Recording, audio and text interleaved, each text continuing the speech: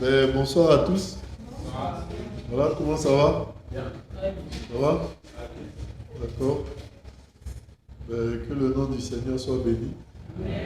Amen. Voilà. Je suis content d'être là. Content d'être là. Au pied du Seigneur. Voilà. J'espère que vous aussi. Pas content de me voir. Content de venir dans la présence du Seigneur pour partager sa parole. Amen. Voilà. Parce que moi je suis très peu de choses.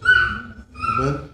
Je suis très peu de choses et voilà, on a besoin de tous, autant que nous sommes, nous asseoir au pied du Maître, au pied du Seigneur, voilà, pour expérimenter sa joie, pour expérimenter sa présence, pour expérimenter sa vie. Amen. Voilà. Alors, on devait partager sur, c'est ça, l'église, c'est ça? Amen.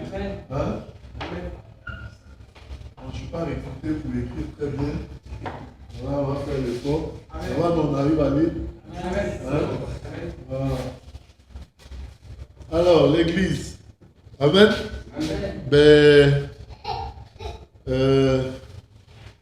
Voilà qu'il y a une question sur l'église. Ouais. Le fonctionnement. Fonctionnement. D'accord. Ouais. D'accord, mais c'est bon, c'est une belle question. Peut-être que voilà, le Seigneur permettra qu'on puisse partager là-dessus, au fur et à mesure du partage. Mais c'est vraiment, comment dire, c'est vraiment tout un enseignement. D'accord. Voilà. Je prie qu'on ait le temps, on a 3 jours, c'est ça. Aujourd'hui, on a demain, on a dimanche matin, c'est ça. Et je prie que le Seigneur permette qu'on puisse partager là-dessus. D'accord? Mais c'est bon pour discerner parfaitement le fonctionnement de l'Église. C'est bon de comprendre ce que c'est. Voilà, c'est vraiment important de comprendre ce que c'est avant de pouvoir maîtriser le fonctionnement. Alors, on peut partager sur le fonctionnement de l'Église, d'accord? Mais si on ne sait pas véritablement ce que représente l'Église, voilà quoi. C'est comme, je sais pas, on peut te donner un ordinateur, te dire, bon écoute, 75 000 gigas, je sais pas, je dis comme ça, mémoire RAM 1000, je sais pas quoi, processeur, Pentium, je sais pas, tout ça, machin et tout. Voilà, on t'a expliqué un peu toutes ces choses-là, ok? D'accord? Voilà, mais il faut que tu saches déjà à la base ce que c'est qu'un ordinateur. D'accord? Voilà. Ce à quoi il sert, ce qu'il peut t'apporter, tout ça, ce qu'il représente. Voilà. Et une fois que tu maîtrises ce qu'il représente, tu peux beaucoup plus facilement appréhender son fonctionnement. D'accord? Voilà. Donc c'est bon que on puisse, voilà quoi, je prends un moteur de voiture, bon voilà une voiture, voilà le moteur, voilà tout. C'est bon de savoir ce à quoi ça sert, ce que c'est, pour pouvoir maîtriser pleinement. D'accord? Voilà. C'est une question importante qui vous tarote qui vous triture un peu les ménages, l'esprit, tout ça. Mais le Seigneur permettra, je crois, qu'on puisse partager là-dessus. Amen? Amen. Voilà. Alors l'église. C'est quoi l'église? On va commencer par le commencement. Amen. Voilà. On va définir ce que c'est que l'église, par la grâce du Seigneur, et puis avancer au fur et à mesure. Pour que chacun ait véritablement une image claire. Amen. D'accord? Parce que dans le Seigneur, on travaille beaucoup avec l'image. Ça va, non? Ça veut dire qu'il nous a fait à son image. Amen. Donc, dans le Seigneur, on travaille beaucoup avec l'image. D'accord? Voilà. Et c'est bon donc de connaître le véritable. D'accord? Pour que l'image aussi soit bien perçue. Ok? Ça va? D'accord. Alors, c'est quoi l'église? Est-ce qu'on a une... C'est quoi mon frère? Comment tu t'appelles? Non, Ça va, c'est bon, on est en classe, mais bon. Comment ça s'appelle? Emmanuel. D'accord. Ok. Pas de souci. Donc, Emmanuel, c'est ça, non? Hein? Emmanuel. D'accord. Ok. Mais tu sais que véritablement le nom c'est Emmanuel, tu savais ça? Ça, tu sais pas. D'accord. Ok. Emmanuel, c'est une mauvaise. Voilà. C'est une déformation totale, voilà, qui finalement n'a aucun sens. Ok? Et justement, dans l'église, on va parler de toutes ces choses-là. Ok?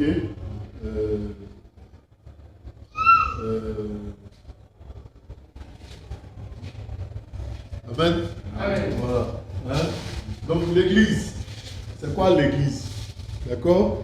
Qui sait où le mot. Alors, le mot église, il vient du grec ecclésia.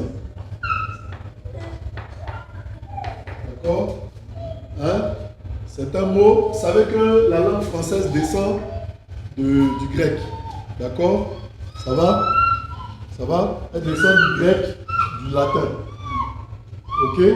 Donc, beaucoup de termes que l'on utilisait dans le latin, dans le grec, se retrouvent déformés un peu phonétiquement, d'accord? Mais se retrouvent dans le français. Ok? D'accord? Par exemple, quand on dit Antilles, hein, ou bien pompe, en latin c'est para. Oh. En latin c'est para. Hein? Ou bien pompe, ou Antilles. En grec, pardon. Hein? Para. Et on retrouve le mot para, par exemple, dans beaucoup de mots. Parapluie. Donc, contre la pluie, qui protège de la pluie. D'accord? Hein? Ou bien pare-balles, qui protège des balles. D'accord? Donc, il y a plein de mots utilisés dans le grec, dans le grec, dans le latin, qui se retrouvent dans le français. Parce que le français découle de ces langues-là. D'accord? Ça va? Voilà. Alors, le mot donc église, que l'on a tendance à utiliser un peu partout, tout le monde a déjà entendu ce mot-là. Ok? Descend du grec ecclésia. Hein? Ecclésia, que l'on peut diviser en deux mots. D'accord? Hein? Ek, ça dit hors de, sorti de. Hein? Sorti de. Sorti de, ou bien hors de. D'accord? Et puis, Clésia, qui vient de Caléo. Caléo, ça veut dire appeler. Hein? D'accord? D'accord? Caléo, ça veut dire appeler. Ça va? Hein? Caléo, appeler. On arrive à me lire. Hein? Donc, ek, sorti de, ou bien hors de. D'accord? Et puis, Caléo, appeler. Ok? Alors, donc littéralement, ça signifierait appeler en dehors. D'accord? Voilà, c'est ça. Donc, église, ça signifie appeler hors. D'accord? Appeler hors. Appeler à sortir. D'accord? Appeler à quitter. Ça va? Voilà. Hein? Appeler à ne plus rester là où on était. Ok? Voilà. Hein? Et c'est ça, en fait, ecclésia. D'accord? Ecclésia, ça c'est dans la première définition qu'on peut donner. D'accord? Hein?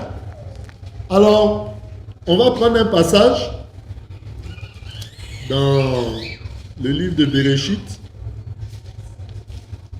Bereshit, c'est Genèse.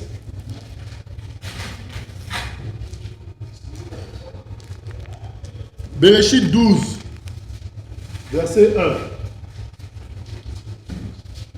Hein? Donc, pour expliquer ça, appeler hors, on a Bereshit 12, verset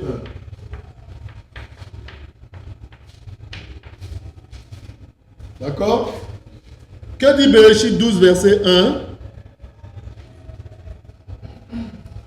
Or, Bereshit 12, 1, c'est Genèse 12, 1. Ça va? Hein? Or, Yahweh avait dit à Abraham, va pour toi hors de ta patrie et de la maison de ton père vers la terre que je te montrerai. Ça va? Voilà. Donc, ici, on voit qu'il y a quelqu'un qui appelle une autre personne à faire quoi? À sortir, d'où ça? De sa terre, de sa patrie. D'accord? De la maison même de son père. Pour faire quoi? Pour aller vers une autre terre, vers un autre endroit, que celui qui appelle va te montrer. Amen. Voilà. Donc on retrouve déjà, avant même que l'on ait utilisé pour une seule fois le mot église dans la Bible, on retrouve déjà cette image de ecclésia. D'accord? Voilà. Hein? Donc, on voit que ici, Abraham a été appelé par Yahweh à sortir de sa patrie, de la maison de son père. Amen. Pour aller vers une terre que Yahweh va lui montrer. Donc, dans l'église, on est appelé hors de la terre de sa patrie, de la terre de son père, de la maison, de la vie de ses parents, tout ça. D'accord? Hein? La maison, ça représente aussi la couverture. Une maison, c'est là où on va s'abriter. N'est-ce pas? La maison, à l'époque, il n'y avait pas les écoles. Ok? Donc, la maison aussi, c'est là où on est formé. La maison, c'est aussi le lieu où il y a notre culture. C'est pas ça? Voilà. La maison, c'est un abri. Abri. Hein? C'est ça? S à la fin. Ok. Hein? Donc la maison, c'est un abri. On est sous le toit d'une maison. D'accord? La maison représente aussi l'autorité de laquelle on dépend. Ok? Hein, souvent vous verrez dans la Bible, on dit qu'il est de la maison de David ou bien de la maison de temps. Donc quand on dit ça, ça signifie que on reconnaît que tel, si vous voulez, est l'ancien, le patriarche, est un peu le responsable, tout ça dans cette maison. Donc la maison représente aussi l'autorité. D'accord? Hein? La maison représente la culture, comme on a dit. D'accord? Hein? Moi je parle guéré, je comprends guéré, c'est vrai, pas très bien. Parce que bon, là où je suis né, mes parents, voilà, ils sont guéris. Ça va, non? Hein? Un autre parlera du là et aura la culture plus ou moins mandingue, hein, parce que je ne vais pas dire littéralement musulmane, mais mandingue, d'accord? Parce que ben, il est né dans une maison où on est mandingue. Ça va, non? Voilà. Un autre aura la culture de telle ou telle autre région parce qu'il est né dans une maison qui a cette région-là. Dans une maison, oui, qui vient de cette région-là. Ça va? Donc, dans la culture, il y a les habitudes. Hein? Il y a les habitudes, il y a les enseignements, il y a la façon de vivre, la façon de parler, la façon de marcher, la façon de se comporter. Voyez un peu? Voilà. Hein? Et ça englobe beaucoup de choses. Être de la maison, être d'une maison, ça englobe beaucoup de choses. D'accord? Hein? Ça va même jusqu'à ton visage. C'est pas ça? Ton teint. C'est pas ce moment où papa est clair que toi aussi tu es clair. C'est ça, non? Voilà. Donc, être d'une maison, ça t'influence physiquement. Ça t'influence moralement, spirituellement, ça t'influence à tous les niveaux, psychologiquement. Ok? Voilà. Tu es à la base ce que ta maison est. On se comprend? Ça va? Tu parles comme les gens de ta maison parlent. Tu te comporteras comme les gens de ta maison se comportent. Tu vivras comme les gens de ta maison vont vivre. Ok? Donc la maison influence totalement la personne qui appartient à la maison, qui est de la maison, qui est issue de la maison. Mais on voit que le Seigneur dit ici, Yahweh dit ici, sors de tout ça. Ok? Sors même physiquement de cette région-là. Et puis moi, je t'enverrai ailleurs. D'accord? Je te montrerai un autre endroit. Donc, on voit que, aussi, dans l'église, Ecclésia, il y a l'aspect de suivre quelqu'un. C'est ça, non?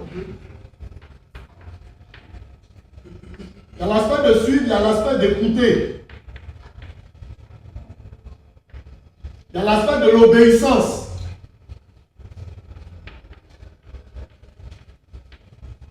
De la soumission.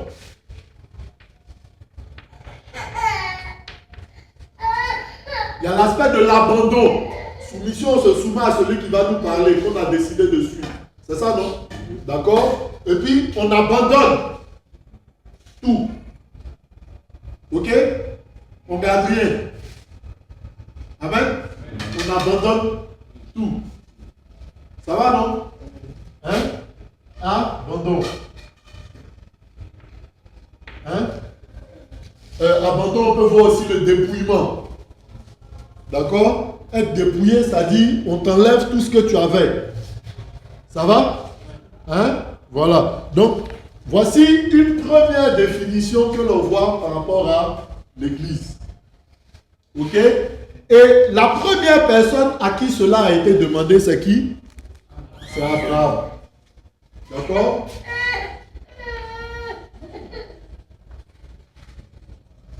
Hein? Dans l'église, on voit aussi la confiance. Comment est-ce que tu fais pour écouter quelqu'un, d'accord, pour tout abandonner à cause de lui, ok, si tu n'as pas confiance en lui? Amen. Voilà. Voici pourquoi la Bible dit ceci de Abraham. Abraham a cru. C'est pas ça? Et cela lui a été imputé à justice. Hein? Donc on voit la foi ici. Donc dans l'église, dans l'Ecclésia, il y a la foi. La foi, c'est la confiance. Le mot foi en grec, c'est le mot pistis. Pistis, littéralement, ça se dit, c'est confiance. D'accord? Donc quand on dit j'ai foi, en fait j'ai confiance. J'ai confiance. Je ne doute pas. D'accord? Ça va? Hein? Donc voilà, il y a la foi, il y a la confiance.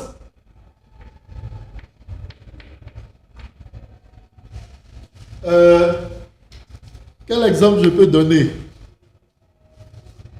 Quand vous prenez un bébé, est-ce que vous avez remarqué que le bébé n'a jamais peur? Qui a déjà fait cette remarque-là? Quand tu prends un enfant, quand tu trébuches même, l'enfant ne trébuche pas, il n'est pas effrayé, il ne tremble pas. Pourquoi? Parce qu'il te fait confiance à toi qui le porte là, il te fait entièrement confiance. De sorte que même quand tu trébuches, il ne va pas se mettre à crier. Qui a remarqué ça? Voilà.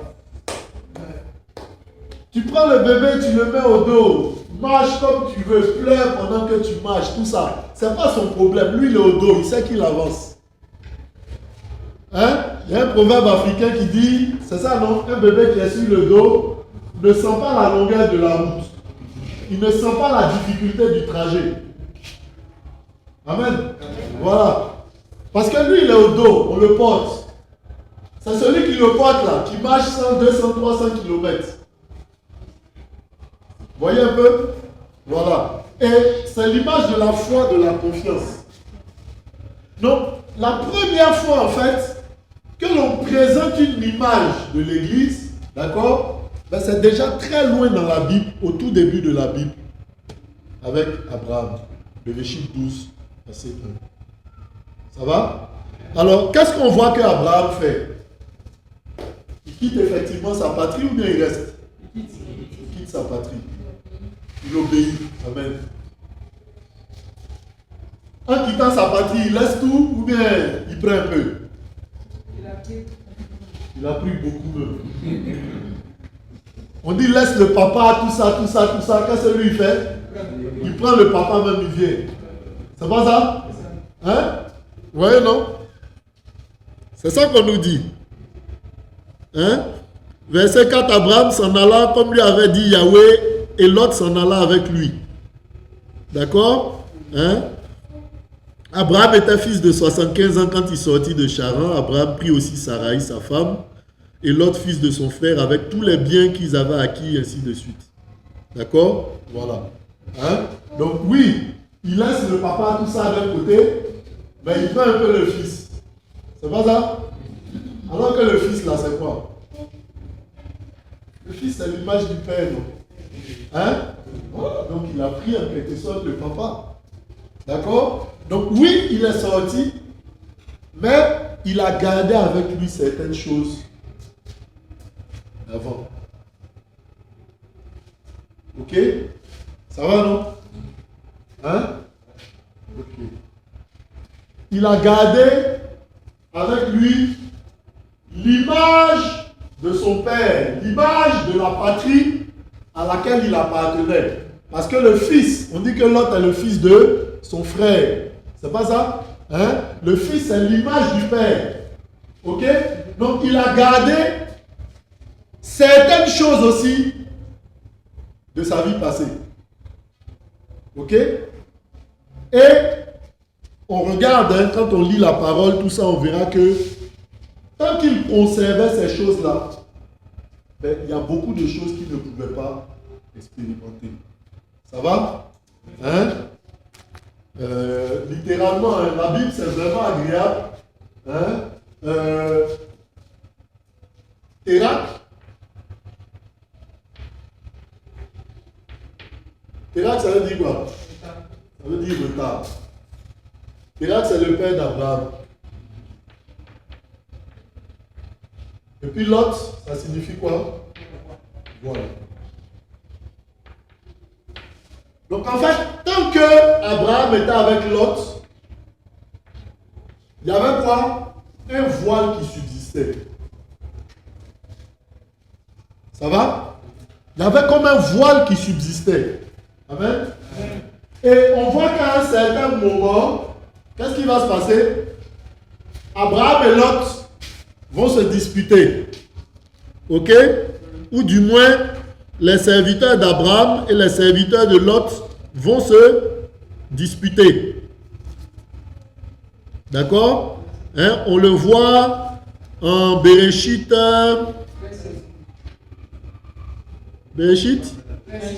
13, verset 5.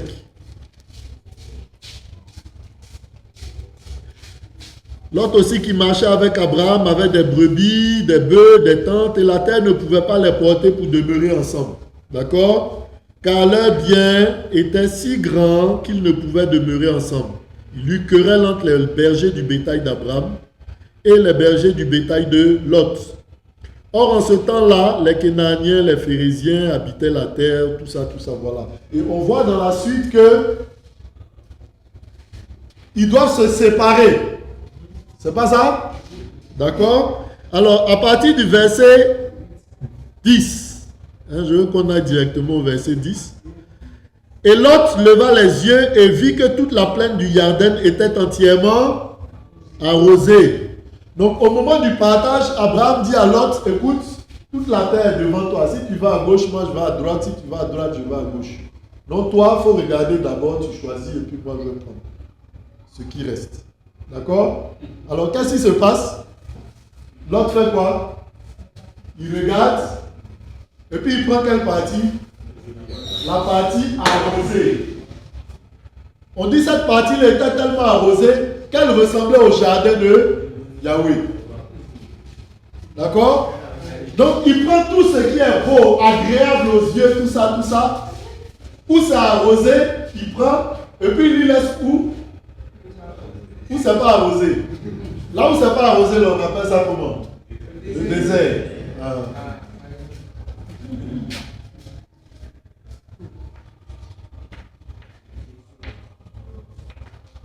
Est-ce que vous croyez que c'est parce que l'autre est méchant? Hein?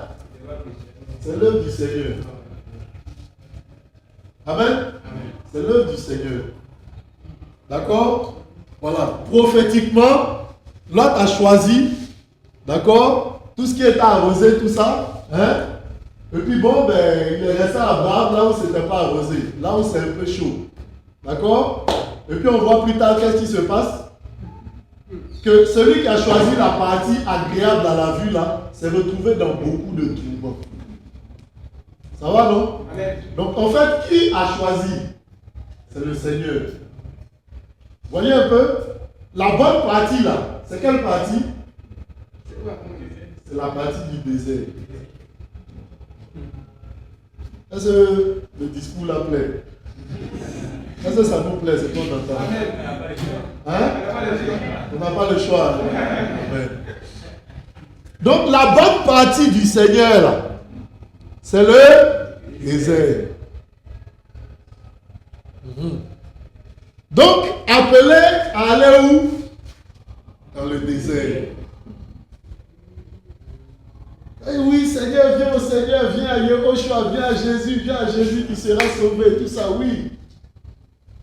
Et puis quand tu tombes dans le Jésus, tu seras sauvé, il y a un feu dans ta vie, là, tu ne comprends pas. C'est là que tous les problèmes bizarres là, vont sortir. Tous ceux avec qui tu t'entendais avant, là, ils vont commencer à te parler bizarrement, à devenir comme tes ennemis. Tout ce que tu faisais avant qui marchait, ça ne marche plus. Tu faisais le commerce, bon comme avant, au lieu de peser 2 kilos, tu pèses 1,5 kg. Et puis tu vends au prix de 2,5 kg. Avant ça marchait, tu gagnais beaucoup d'argent. Et puis tu viens à Yehoshua, ben quand tu veux peser même 1,5 kg, ça ne va pas. Souvent même ça ne va pas, là tu pèses 2,3 kg. Et tu vends ça pour 2 kg. Hein? Voilà. Amen. Amen. Et donc tu vas commencer à dire oui, mais ça ne marche pas, le commerce, tout ça là. Mais Seigneur, c'est pas ce qu'on s'est dit. Oui ou non? Voilà. Seigneur, on ne s'est pas entendu comme ça. À moi, ton affaire là, vraiment, c'est pas ce que j'avais cru. C'est pas ce que j'avais pensé. C'est pas ce qu'on m'a dit quand les gens là criaient dehors là-bas. Là. C'est pas ce qu'ils m'ont dit. Ils m'ont dit si je viens, c'est bon, je suis sauvé. Mon sauvé, il y a mon commerce dedans, il y a mon tout dedans. Comment se fait-il que bon, ben là, ça ne marche plus? Avant, j'allais voir un peu le patron, tout ça, donc il me nommait et tout et tout. Maintenant, quand je m'approche du patron, il ne veut même pas me sentir. C'est quoi ces histoires? Hein? On m'a même cassé, tout ça, j'ai même plus le poste que j'avais avant. C'est pas ce qu'on s'est dit, Seigneur. Ou du moins, c'est pas ce que tu m'as dit. Il va bien te demander, mais mon ami, qu'est-ce que je t'ai dit? Est-ce que je t'ai dit que si tu viens, on va te nommer? Je ne t'ai pas dit ça, hein? Je t'ai dit, sors, tu vas aller là où je te montre. C'est pas ça? Est-ce qu'il a dit à Abraham, non? Est-ce qu'il y a nomination dedans? Hein?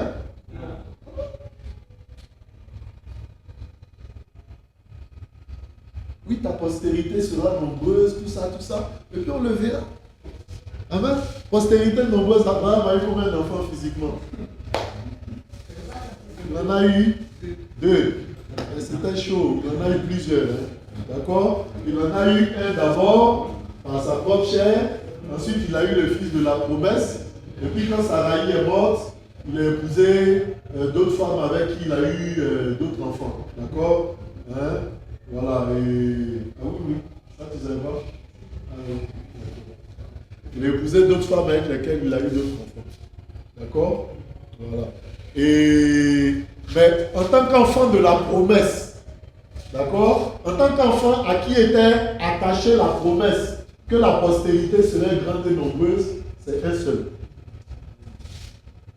D'accord? C'est Isaac. D'accord? Hein? Ça va? Ok. Alors, ça c'est une première vue de l'Église, appelée hors d'eux. Ok? Ça va? Hein? Et donc, comme on le voit avec Abraham, qui a été appelé, et appelé hors, ben, il a passé du temps dans des endroits qui n'étaient pas arrosés, dans des endroits de désert. Il a passé son temps sous des tentes. Ok? Hein? Abraham a eu faim. Il a été obligé à certains moments de se réfugier en Égypte. En Égypte, qu'est-ce qu'on lui a fait? Il y a un roi là-bas qui a volé sa femme. Seigneur, c'est pas ce qu'on s'est dit. Ça va, non?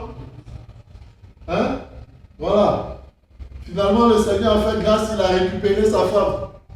Il va encore ailleurs, on lui prend sa femme encore. C'est chaud, hein? Hein? Voilà. Et ce sont plusieurs images, en fait, concernant l'Église. D'accord? Hein? L'épouse, c'est la personne la plus précieuse de l'époux. C'est la personne la plus précieuse du mari. C'est la personne la plus précieuse d'un homme. Ça va, non? Hein? Voilà. Et le Seigneur nous a fait à son image et selon sa ressemblance. Et dans son image et selon sa ressemblance, il nous a fait homme et femme. C'est ça, non? Hein? Ça va? Voilà.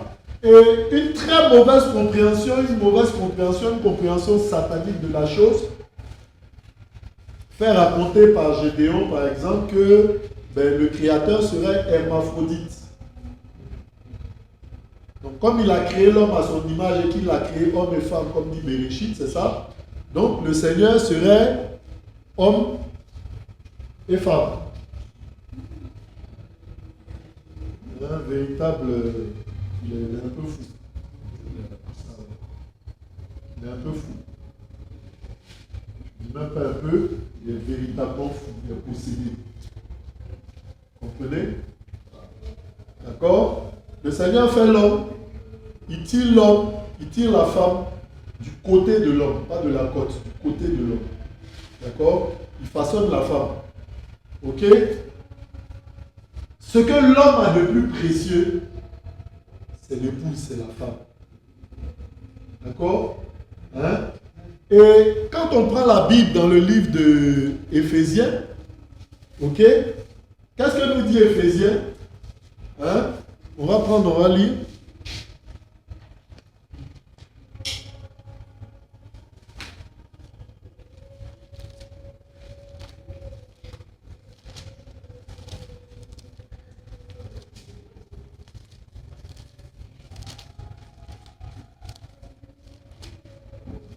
Éphésiens nous dit quoi?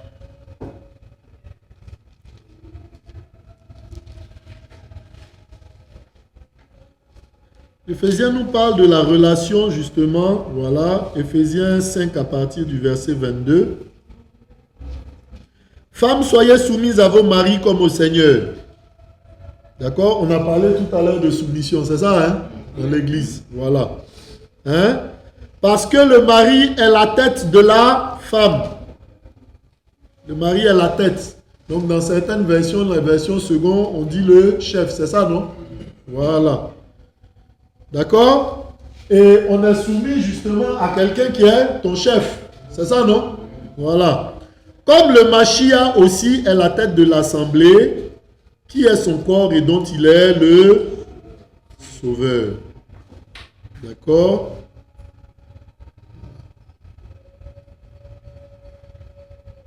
Hein? Et le Seigneur parle justement de cette relation-là qu'a l'Église, hein, avec le Seigneur, comme étant cette relation-là entre un époux et son épouse, entre un homme et sa femme.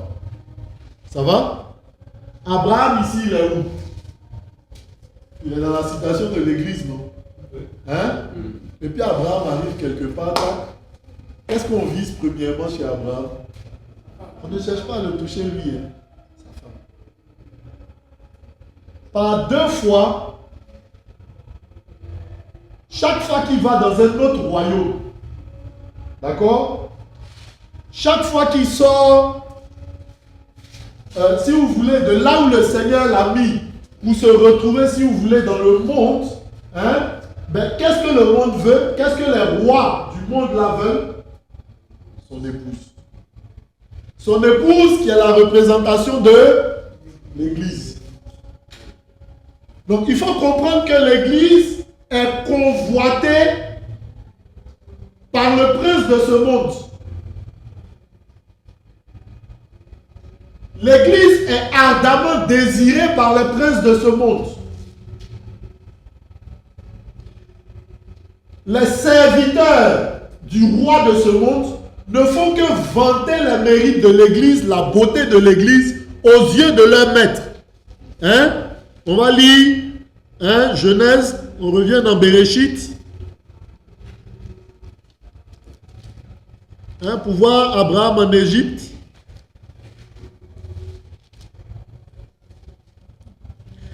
Bereshit 12 à partir du verset 10.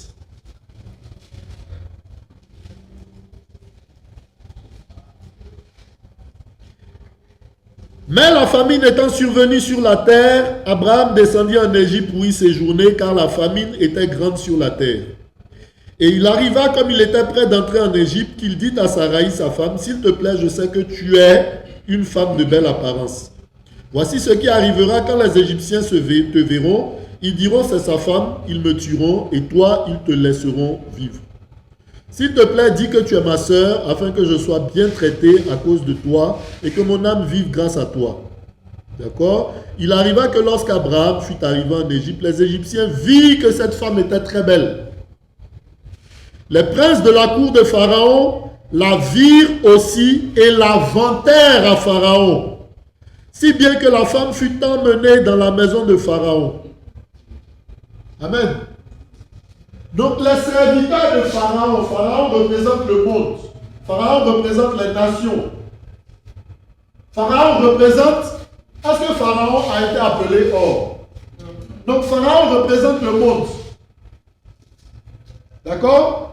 Donc sur terre, il y a ceux qui sont appelés or, et puis il y a le monde. Il y a l'église, et puis il y a le monde. D'accord? Et Abraham a été appelé or. Sa femme avec lui, tout ça. Ok? Donc sa femme aussi appelée or. Amen. Ça va? Voilà. Et puis bon, ben, parce qu'ils ont faim, ils retournent un peu dans le monde. Qu'est-ce qui se passe? On dit, ouh là là là là là, sa femme est très belle. Alors, si tu es malin, il faut que tu la récupères. Ça va, non? Et Pharaon n'est pas appelé or. Pharaon n'a aucune alliance avec le Seigneur. Pharaon n'a aucun contrat avec le Seigneur. Il ne fait pas partie de l'église. C'est le monde. Et c'est le dominateur du monde, en fait. C'est le roi du monde. C'est ça, non? Voilà. Donc le roi de ce monde-là, c'est qui? C'est Satan. Il faut comprendre donc que Satan convoite particulièrement l'église.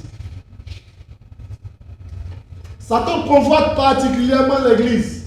Il faut dire Satan convoite l'église. Il faut bien te répéter ça. Satan convoite l'église. Donc Satan veut que l'église soit son épouse. Il veut que l'église soit à lui. Donc il va tout mettre en place, lui avec tous ses serviteurs, pour te mettre sous sa coupe. Pour pouvoir entrer en alliance avec toi, pour faire un avec toi. Est-ce qu'on se comprend? Donc oui, l'église est appelée or. Mais pendant qu'elle est appelée or, il y a quelqu'un qui veut la ramener dedans. Est-ce que ça va? Donc ça ne veut pas dire finir les combats. Ça ne veut pas dire finir la lutte. Ça ne veut pas dire non, je ne serai plus confronté à telle ou telle chose.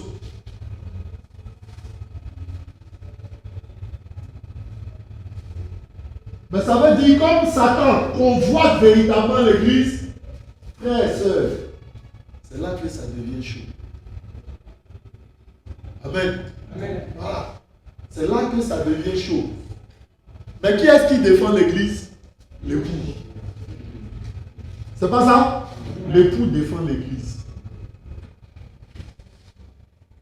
L'époux défend l'église. Et l'époux, c'est Yehoshua.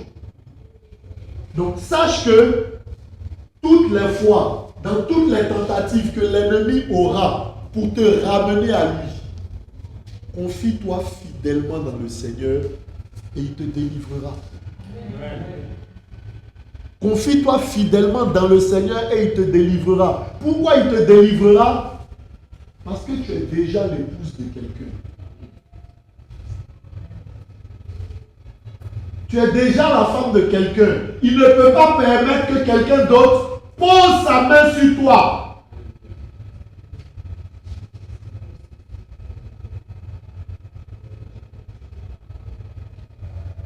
Parce que tu as accepté l'alliance, tu as décidé de marcher avec lui. Il ne permettra pas que qui que ce soit d'autre pose sa main sur toi, aussi puissant soit-il. Abraham était tout petit. Il était à l'étranger. Même pas chez lui. Il dit, bon, au moins j'ai mon cousin qui peut m'aider, j'ai mon frère, tout ça. Ou bien ici c'est mon village, on ne peut pas me toucher. Il était à l'étranger, en terre étrangère. Rien pour le soutenir physiquement. Rien sur quoi s'appuyer physiquement. Mais il a vu le secours du Seigneur. Il a vu la main du Seigneur agir et opérer en sa faveur.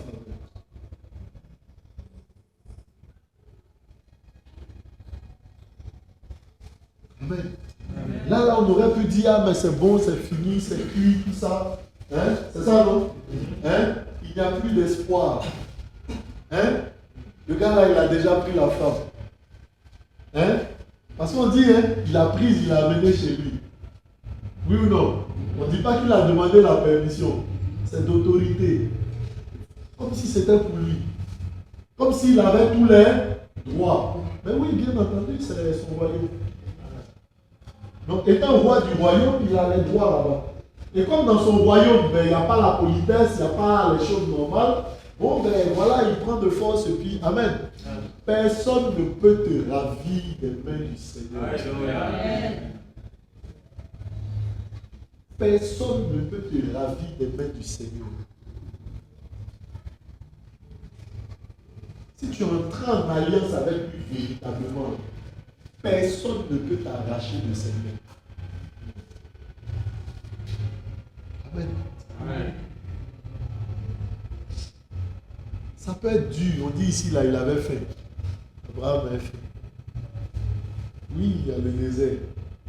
C'est pas ça? Il n'y a pas la nourriture. Tant qu'il fuit le désert, il va se réfugier.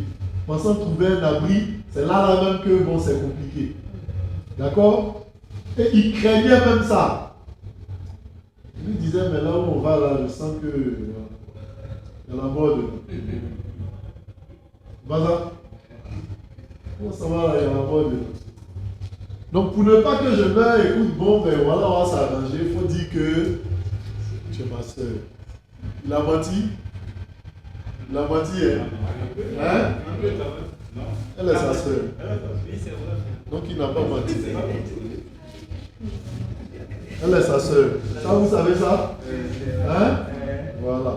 Parce qu'il y a Makoso aussi qui raconte n'importe quoi. Oui, mais Abraham a maillé, il a menti, tout ça, et puis le Seigneur l'a aidé. Tout ça, il faut faire attention. D'accord? Sarah est la sœur d'Abraham. Ça te choque? Hein? D'accord. Ça choque, hein? Hein? Ça choque? Ok. Donc il y avait l'inceste chez lui.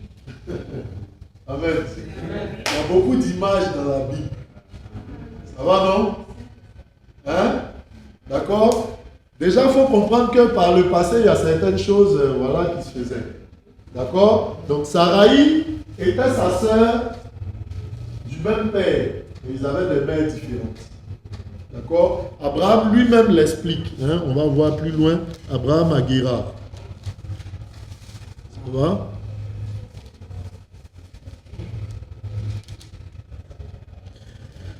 Hein? Bereshit 20. Bereshit 20, donc Guérard, c'est un autre royaume où il va. Hein? Abraham, Bereshit 20, verset 1, s'en alla de là vers la terre du Midi, il demeura en Kadesh et Chour, et habita comme étranger à Guérard. Or, Abraham disait de Sarah, sa femme, c'est ma sœur. Et Abimelech, roi de Guérard, envoya enlever Sarah. Vous voyez, un autre qui se croit tout permis, et puis il vient l'enlever. Ça va, non? Hein? Mais Elohim apparut la nuit dans un rêve à Abimelech et lui dit, voici, tu vas mourir. Parce que tu as osé. Ça va, non? Frère, sœur,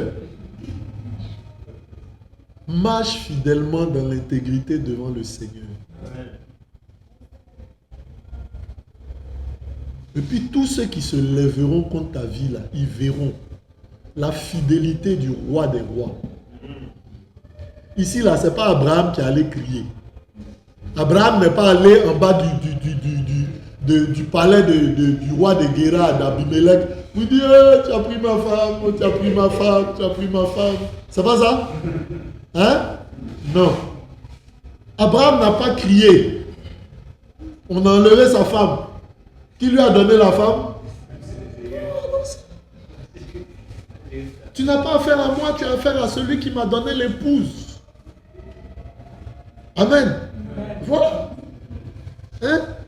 Donc, la nuit, bon, il pense qu'il a fait une bonne chose. Voilà, ben, j'ai une nouvelle femme qui est très belle, tout ça, tout ça. Hein? Ben, la nuit, il va se coucher, se reposer de ses méfaits, tout ça. Hein? Et puis, ben, le Seigneur lui dit, mon ami, est-ce que tu sais que tu vas mourir? Hein? À cause de la femme que tu as enlevée. Car elle a un mari qui l'a épousée. Voilà, c'est tout. Hein? Elle a un mari. Le Seigneur n'est pas entré dans des détails de bon, ben écoute, je suis le roi des rois, j'ai une alliance avec Abraham, tout ça. Ben voilà, je vais faire de lui des nations et tout. Non. La seule raison que le Seigneur invoque, c'est quoi? La femme là. Elle a un mari. Donc tu ne touches pas. Voici pourquoi il faut accepter d'épouser Yehoshua. Voici pourquoi il faut accepter d'entrer en alliance avec Yehoshua. Parce que quiconque se lève contre toi, ben, le Seigneur va venir la nuit là pour lui dire simplement, oh, tu as touché à ce qu'il ne fallait pas. Regarde. C'est moi que tu as touché. C'est à moi que tu as affaire. L'autre, il faut laisser. Comme c'est à moi que tu as affaire, c'est moi qui suis venu défendre cette affaire-là. Tu dis quoi?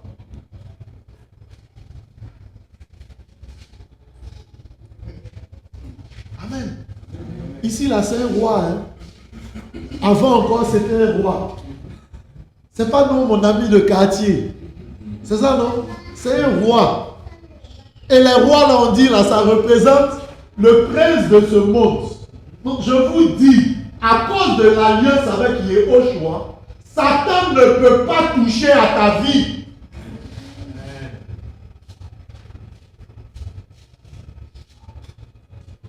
Satan ne peut pas toucher à ta vie. Sauf si, comme pour Job, le Seigneur lui permet. Mais là encore, c'était pour donner un enseignement, une instruction à Iov, et pour nous donner à nous, qui allions lire le livre de Iov plusieurs années après, pour nous donner aussi un enseignement. Ça va, non?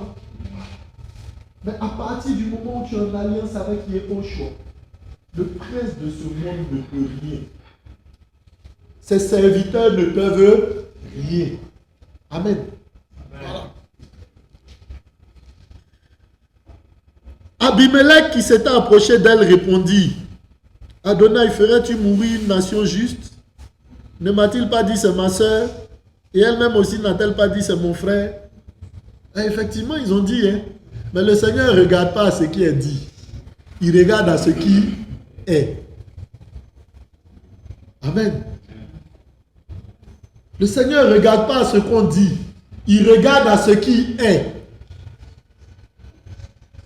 Oui, il a dit c'est sa soeur.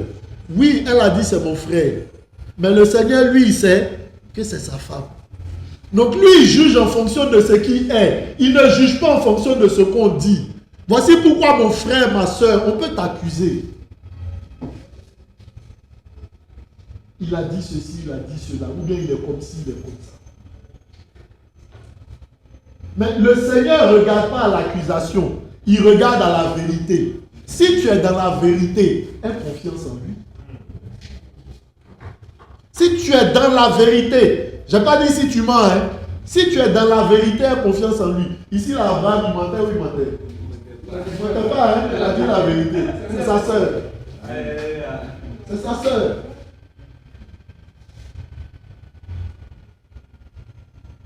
Ça va, non? Voilà. C'est sa soeur. C'est sa soeur, et puis c'est sa femme. Donc c'est sa soeur. Oui ou non? Voilà. Amen. Voilà. Hein? Et c'est dans l'intégrité de mon cœur, dans l'innocence de mes paumes que j'ai fait cela, tout ça là. Il va commencer à se repentir. Amen. Hein? Regardez. Beaucoup vont se repentir à cause de vous là. Voyez, non? Beaucoup là vont confesser, vont fléchir genoux devant le roi des rois. Il dit, voilà, regarde, je ne savais pas. Je ne savais pas, pardon. Je pensais que c'était comme les autres là. Je pensais qu'il était comme les autres, je pensais qu'elle était comme les autres. Je pensais que je pouvais le croquer ou bien la croquer librement. Pour les autres là, j'ai fait, ça n'a pas posé problème. Donc quand je l'ai vu, j'ai pensé que pour lui aussi là, c'était comme ça. Je vais le bouffer rapidement et puis on va passer à autre chose. Amen. Amen. Les sorciers vont confesser. À cause de toi, parce que tu es en alliance avec les autres. Ceux qui en veulent à ta vie là, ils vont confesser. Amen. Amen. Ils vont confesser. Voyez-vous? Abimelech ici, là, il est en train de demander pardon. Parce que là, la nuit, on lui a dit, mon ami, tu ne vois pas demain matin. Donc il est en train de faire quoi? Il confesse tous ses péchés. Amen. Hein? Hein? Verset 7. Maintenant, rends la femme de cet homme, c'est le Seigneur, car il est prophète. Il priera même pour toi et tu vivras. Ah. Voilà.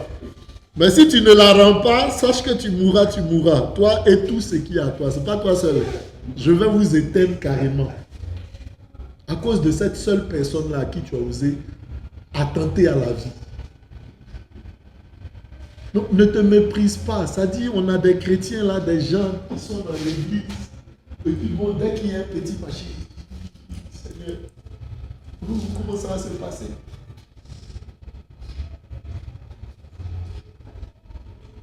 Amen. Oui, tu peux fuir, tu peux partir si le Seigneur te dit de fuir. Si tu n'as pas dit de fuir, ben tu restes tranquillement. Je parlais hier avec quelqu'un, un frère, quelqu'un que je connaissais, qui a quitté la Côte d'Ivoire, qui a tout vendu, tout abandonné. Il avait plein, il avait une entreprise, il avait plein de choses. Il a tout laissé, tout ça, là, et puis il a fui à cause de la crise en Côte d'Ivoire à l'époque. Et ça a été une porte ouverte, plein de complications. Je prie vraiment que le Seigneur le restaure, mais c'est compliqué. Amen. On est enfant du Seigneur, enfant d'Élohim, là, on est dans l'église, et puis on a peur. Satan fait trembler les gens parce qu'on ne sait pas qui on est. On ne sait même pas. En fait, nous, on n'est rien. On ne sait pas qui on a avec nous. On ne lui fait pas confiance.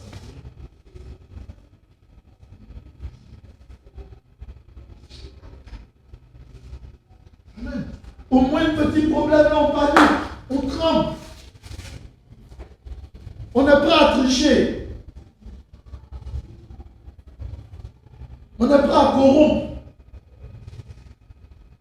Hein? On voyageait une fois, voilà, on allait à Saint-Fra, d'accord? Et puis avec la voiture, mon permis est un peu vieux, donc il est un peu illisible, tout ça. Donc il y a un policier totalement vif qui est venu nous arrêter. Bon, ben on va mettre la voiture en fourrière, et ceci, et cela, et ceci, et cela. Ils nous ont bloqué pendant 1 heure. Tu te dis quoi? Tu ne sais pas à qui tu appartiens. Tu ne sais pas ce pourquoi tu te déplaces, ce pourquoi tu as quitté Abidjan. Ce n'est pas le Seigneur qui t'a envoyé. Et puis bon, oui, ben monsieur, bon, on a cité tout ça là, toutes les peines là, tu n'as pas fait l'habitation de ta voiture, tu n'as pas fait ci, tu n'as pas fait ça. Tu as dit pendant 1 heure, ils ont cité. Ou bien augmenter la facture, c'est ça, non? Et puis la question qui vient après, oui, bon, on fait comment? Je dis non, tout ce que vous pouvez me faire, soit vous me bloquez, soit je vous demande pardon, vous acceptez mon pardon. Ah non, on ne peut pas accepter, oui, il faut t'avouer à moitié pardonner. Donc la moitié de tout ce qu'on a cité là, c'est temps. Je dis, je n'ai pas temps. Et même si j'avais 5 francs, je ne peux pas vous donner. Ah bon? Je dis, mais oui, je voyage là, je vais servir, c'est à cause du Seigneur que je voyage. C'est pour aller prêcher le Seigneur. Et vous voulez que sur la route là, je vous donne de l'argent. Mais c'est plus la peine d'aller, je fais demi-tour.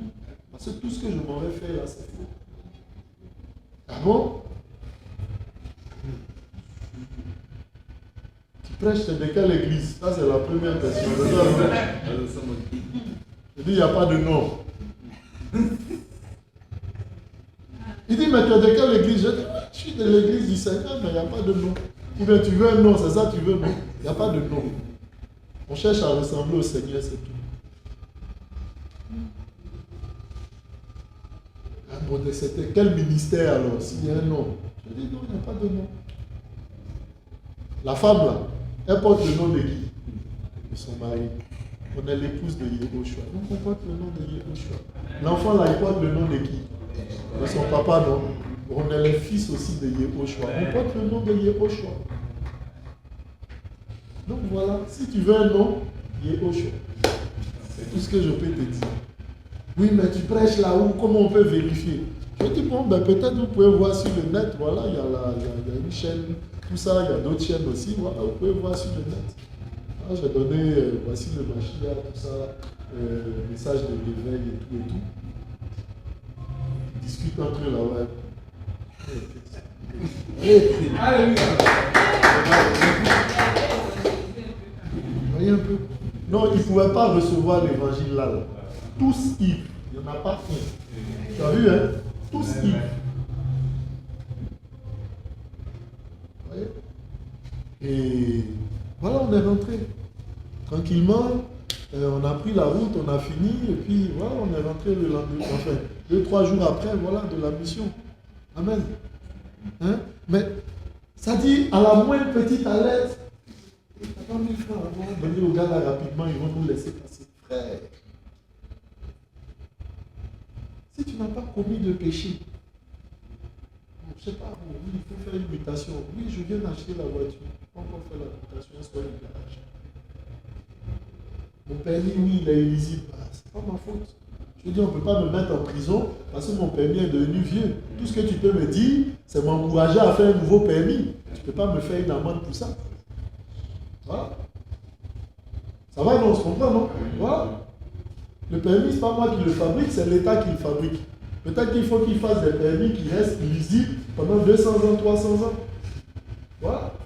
Ce n'est pas ma faute si les écritures s'en vont. Mais tu peux m'encourager à faire un nouveau permis, oui ou non? Voilà. Je n'ai pas d'amende à payer pour ça, honnêtement. Vous voyez un peu? Hein?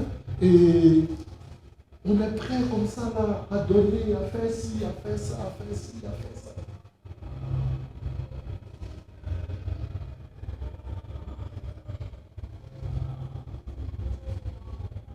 Je suis dans une situation de procès quelque part là.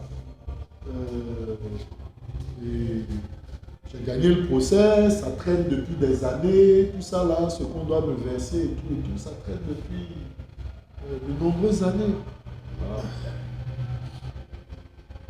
Puis bon, je suis allé voir dernièrement quelqu'un qui m'a dit, ah oui, bon, comme c'est des histoires de temps, je connais tant, bon, il faut faire comme ça, bon, quand on va aller, ils vont vouloir comme ça, tout ça. Je dis, ok, j'ai compris. Quand je suis rentré à la maison, j'ai prié. J'ai dit, Seigneur, moi, tout ce que je veux là, je ne veux pas te décevoir. Si c'est dans ta volonté, il n'y a pas de souci. Si ce n'est pas ta volonté, Seigneur, il ne faut même pas que ce rendez-vous ait lieu. Le jour du rendez-vous, moi, j'ai appelé la personne. La personne dit, je suis malade, je suis à l'hôpital. Amen.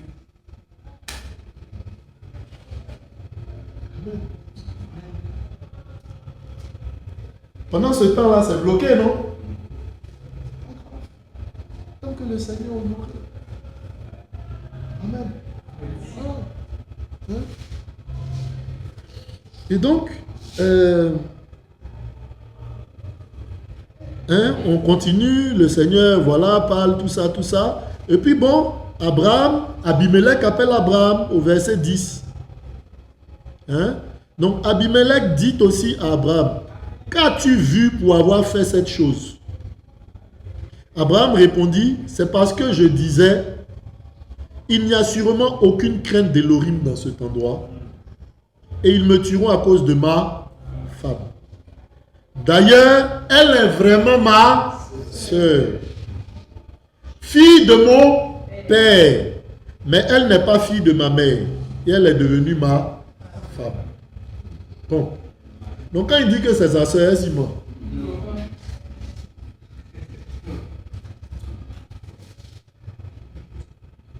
Est-ce qu'il ment? C'est sa sœur, non? Maintenant, qu'est-ce que la Bible nous dit, frères et sœurs? Toi qui es converti, le Seigneur dit de te marier dans le Seigneur. Donc, celle qui est dans le Seigneur avec toi, là, c'est qui pour toi? C'est pas ta soeur en Christ. C'est pas ça? Nous aussi, on marie nos soeurs. Quel est le problème? Quel est le problème? On n'a pas tous le même père, C'est pas ça?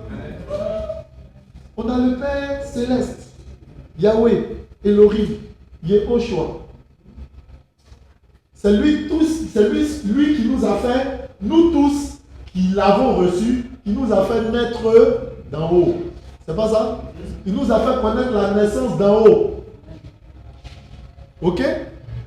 Donc celui qui te fait naître là, c'est qui? C'est pas ton papa? Bon, toi, et puis la sœur que tu as vue, pour laquelle tu pries là. Tu pries là, tu cries à qui? Tu demandes la permission à qui? C'est pas au Père. Et puis il dit, bon ok, je te la donne là. C'est ta sœur ou c'est pas ta sœur? La sœur là, c'est son frère ou bien c'est pas son frère? Donc on ne dit pas aujourd'hui d'aller épouser ta petite sœur de la même maison charnelle, de la même maison physique, d'accord? Ou bien ton frère de la même maison physique. Mais nous sommes tous enfants du même Père spirituel, Yehoshua Hamashiach. D'accord? Voilà. Si on l'a reçu, on épouse aussi nos sœurs. Amen. Abraham est le père de la foi. Donc dans la foi, on épouse sa sœur. Amen. Amen. Amen. Amen. Ou bien ça choque? Amen. C'est la parole, non? Voilà. Donc dans le Seigneur aussi, on épouse nos sœurs. Amen. Amen. Voilà. Donc, Abraham n'a pas menti, il a dit la vérité. D'accord? Amen. Donc, Abraham, l'église. D'accord? Et on voit que l'église, quand on a lu Éphésiens, dans l'église, il y a un époux, et puis il y a une épouse. D'accord? Il y a un époux, Il y a une épouse. Amen. Hein? On peut relire Éphésiens qu'on a lu là.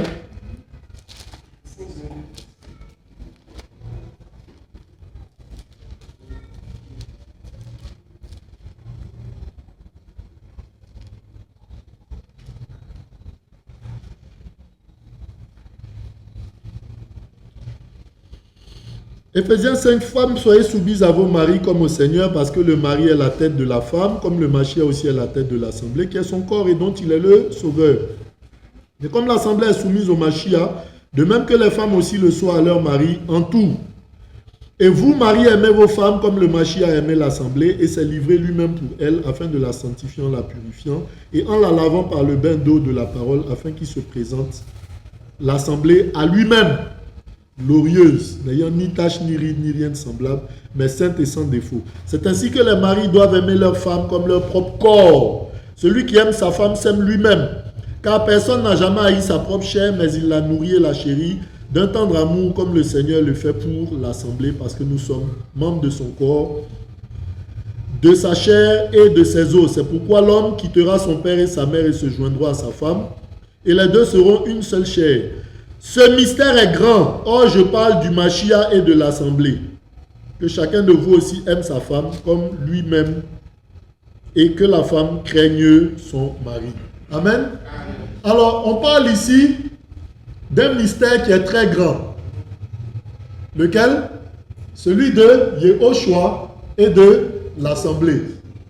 Ça va? Et puis, on nous dit que c'est l'image de l'époux et de l'épouse. Amen. Amen. Quelle est la première fois dans la Bible qu'on nous parle d'un époux et de son épouse? Hein? Bereshit 2. Hein, Genèse 2. D'accord? À partir du verset 18. Ça va? D'accord? On se comprend? Et Yahweh Elohim dit, il n'est pas bon que l'être humain soit seul, je lui ferai une aide qui soit son vis-à-vis. Yahweh Elohim forma du sol tous les animaux des champs et tous les oiseaux du ciel, puis il les fit venir vers l'être humain pour voir comment il les appellerait, afin que toute âme vivante porte le nom de l'être humain, dont l'être humain l'appellerait. L'être humain appela de leur nom tout le bétail, les oiseaux du ciel, les animaux des champs, mais pour l'être humain, il ne trouva pas d'aide qui fût son vis-à-vis. Yahweh Elohim fit tomber un profond sommeil sur l'être humain qui s'endormit. Il prit l'un de ses côtés. Dans la version Louis II, c'est écrit côte. Alors que le terme en hébreu, c'est tsela. Tsela, ça veut dire côté, ça ne veut pas dire côte. Ça va? D'accord? Voilà. Hein? Il prit un de ses côtés et referma la chair à la place de ce côté. Yahweh Elohim bâtit une femme du côté qu'il avait pris de l'être humain et l'amena vers l'être humain. L'être humain dit, qu'est-ce qu'il dit? Celle-ci pour le coup est l'os de mes os et la chair de ma chair. Est-ce que tout à l'heure on n'a pas parlé de os des os et chair de la chair dans Éphésiens? Si, hein? D'accord. On continue. On l'appellera femme parce qu'elle a été prise de l'homme. C'est pourquoi l'homme quittera son père et sa mère et se joindra à sa femme et ils deviendront une seule chair. Voyez un peu? Donc les mêmes termes qui sont utilisés en Bereshit 2 concernant Adam et Chava, concernant Adam et son épouse, sont utilisés par Apollos en Éphésiens 5. D'accord? Donc, qu'est-ce qu'on peut comprendre? Que là encore, en Bereshit 2, donc au tout début de la Bible, il y avait déjà l'Église.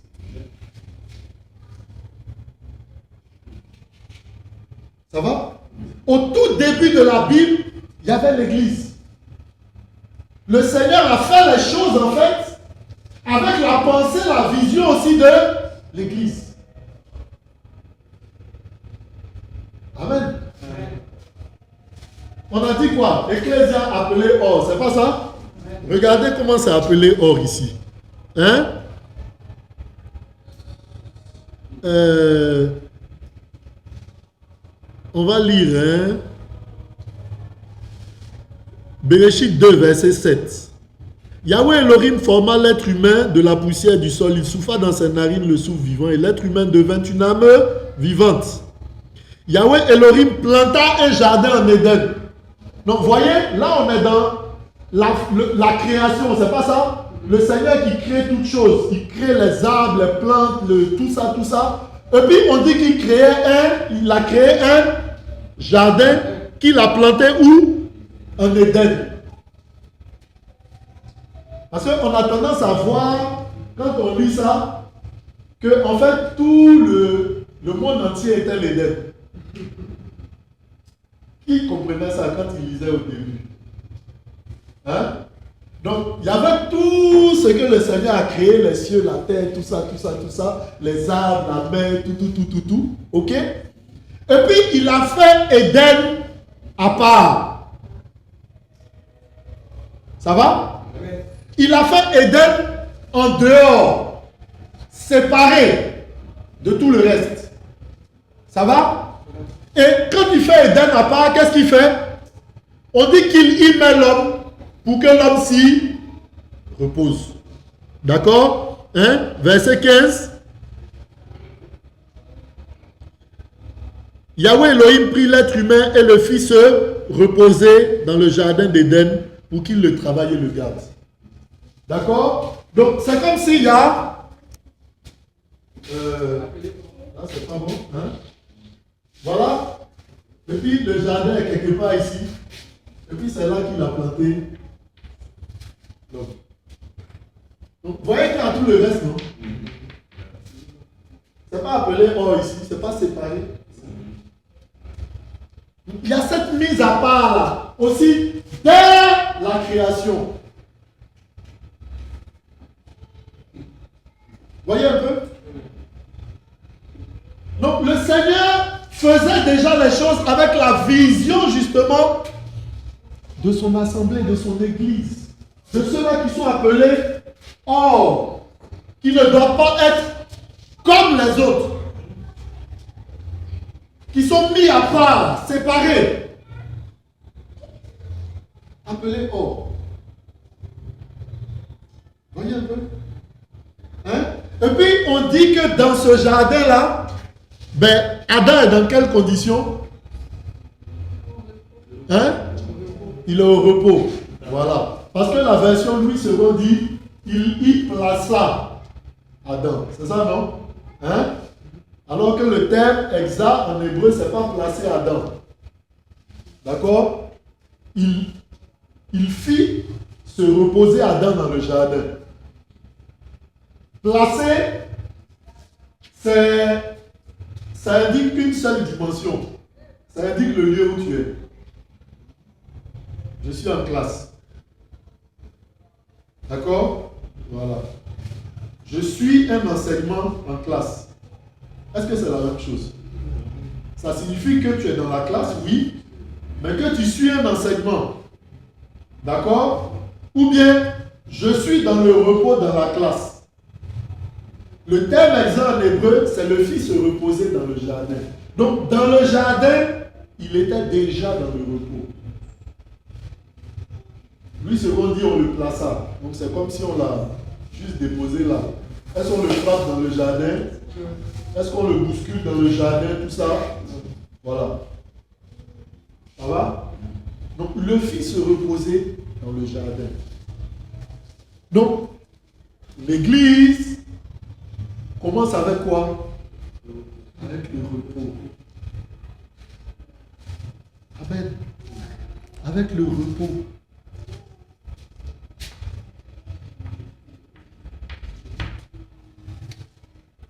Amen. Donc, dans l'église, il y a le repos. Il y a la paix. Malgré les épreuves, malgré les attaques, malgré les combats, il y a la paix. Pourquoi il y a la paix? Parce que beaucoup de chrétiens n'ont pas la paix. Il ne faut pas qu'on se mente. Hein? C'est ça, non? On n'a pas la paix. On n'a pas la paix pourquoi? Parce qu'on veut se battre nous-mêmes. Alors qu'il y a quelqu'un qui a déjà payé le prix pour nous. Tout le combat que toi tu ne peux pas faire, lui il l'a fait et puis il a gagné. Toute la lutte que tu ne peux pas accomplir, lui il a accompli ça et puis il a gagné. Je ne suis pas en train de dire qu'il ne faut plus prier. C'est pas ce que je suis en train de dire. Ce que je suis en train de dire, mon frère, ma soeur, sois comme Abraham à Guérard.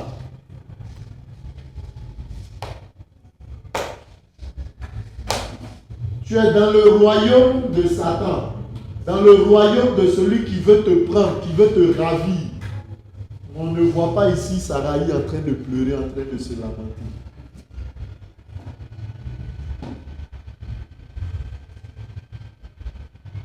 Amen.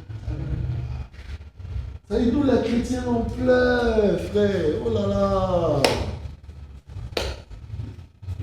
On se lamente, on se plaint beaucoup. Seigneur, tu as vu ici. Seigneur, tu as vu comme ça. Seigneur, tu n'as pas entendu. Regarde comme il me critique. Seigneur, regarde les murmures. Seigneur, tu n'entends pas. Seigneur, tu ne vois pas que la barque est en train de couler. Et puis toi, tu dors.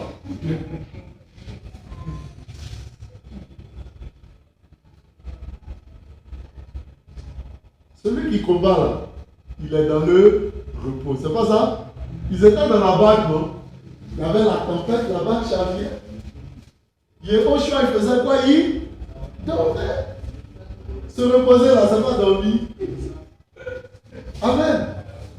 C'est l'image du chrétien. Hein? Le Seigneur a tout accompli. C'est bon, c'est réglé. Toi, tu es dans les lamentations, dans les cris, dans les murmures, dans les jeûnes secs. Frère, c'est pas parce que tu jeûnes à sec que la situation va s'arranger.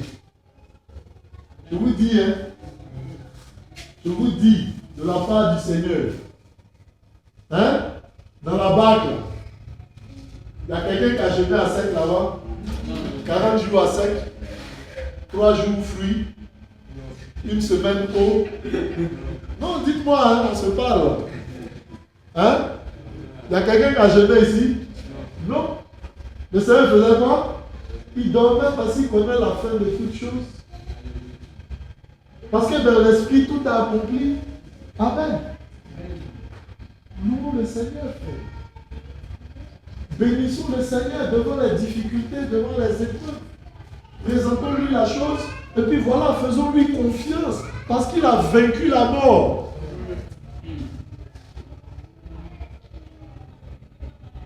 Il a vaincu la mort.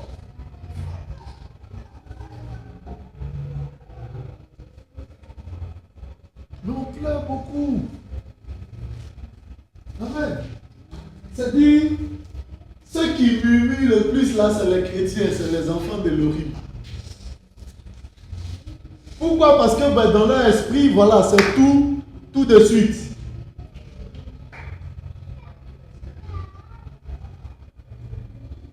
Mais un bébé, il n'est pas le même jour, il fait 9 mois quand même dans le ventre de sa maman.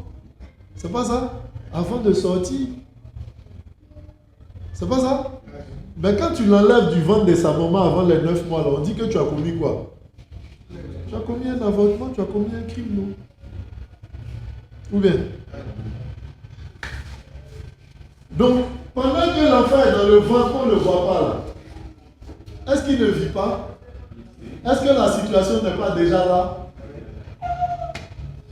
Laisse le temps, les 9 mois là, que ça prenne le temps de bien se former pour sortir bien. Mais tu veux que l'enfant sorte là à 1 mois et demi? Quelque chose qui va pas. Ou bien faire? Il faut que l'enfant soit formé.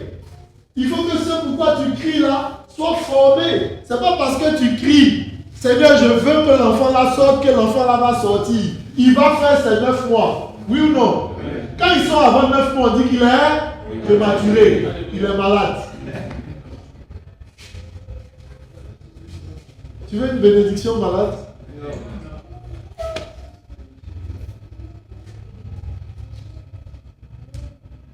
Quand il dépasse aussi les 9 mois, on dit qu'il est quoi? Bon, ça, je sais pas, après maturé ou je sais pas quoi. Mais ça aussi, c'est pas bon. Amen. Donc, à 9 mois, ça vient. Ou bien, on prie pour avoir les dents, frère. Oh Seigneur, je veux les dents. Ton bébé là, il prie pour avoir les dents. Hein? Vous tous qui sommes là, il y a quelqu'un parmi nous qui a prié pour avoir les dents. Seigneur, je veux les dents. Ah Seigneur, il y a la gencive là, je suis fatigué du yaourt, je suis fatigué des bouillies, je veux les dents, je veux croquer les os. Hein? Non, aucun de nous n'a fait cette prière. Ou bien, tout ce que l'enfant fait là, dans la maison, quand son papa vient, ou bien sa maman vient, il fait quoi? Papa est venu, maman est venue. Il loue. Il se réjouit dans la présence de ses parents. Frères et sœurs, en tant qu'enfants d'Elohim, nous devons apprendre à nous réjouir dans sa présence, frère. Mettons les problèmes là de côté, les pleurs. L'enfant là, il apprend à marcher, il tombe sur sa tête là, il pleure. Quand il a fini de pleurer, il se lève, il rit. 2 secondes après. Ça va non? Qui est à l'assemblée il y a 2 dimanches là au ballon? Mon fils est tombé là, c'est ça, hein? Voilà, l'âme pratiquement fondue, tout ça, du sang partout et tout. Le soir, il voulait manger poulet.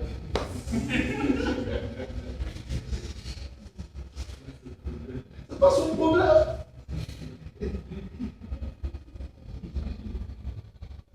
Et garde à toi, quand tu lui donnes pas le poulet, là, tu as fait à lui, là, il va pleurer. Pourtant, nous, on sait qu'il ne peut pas manger le poulet parce que ça va brûler. Il doit prendre la bouillie. Mais non, il ne veut pas la bouillie, il veut le poulet. Parce qu'il ne s'arrête pas sur les problèmes.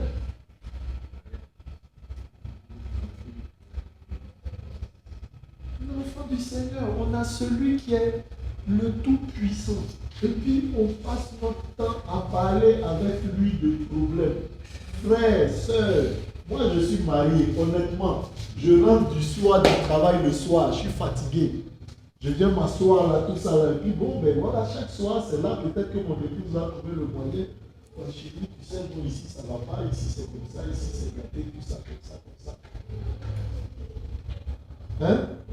Honnêtement, tu as envie d'entendre ça à ce moment-là. Oui, le Seigneur n'est pas comme nous, déchu, tout ça. Mais voilà. À des moments aussi, il a envie d'entendre de la louange. Il a envie qu'on le loue. Voici pourquoi la Bible dit réjouissez-vous sans cesse. C'est écrit ou bien c'est pas écrit? Peut-être que j'invente, hein? Si j'invente, corrigez-moi, frère. Réjouissez-vous sans cesse. Maman, les enfants, ils se baladent beaucoup. Ils ne croient pas, ils ne marchent pas. Prie au Seigneur, confie-les au Seigneur. Il y a tel problème à la maison, tout ça. Confie au Seigneur.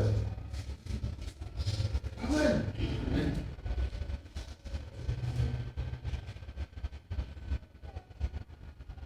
Quand je vous dis, hein, ce programme-là dans lequel on est là, toute la semaine, depuis qu'on en a parlé dimanche dernier, attaque sur attaque. Attaque sur attaque.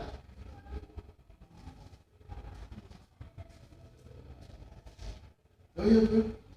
Attaque sur attaque. Le Seigneur est fidèle. Dès qu'on en a parlé là, dimanche soir, on a commencé à avoir mal à la dent. J'ai une dent qui déconne là, tout ça. Aujourd'hui, c'est bizarre là, je me sens bien.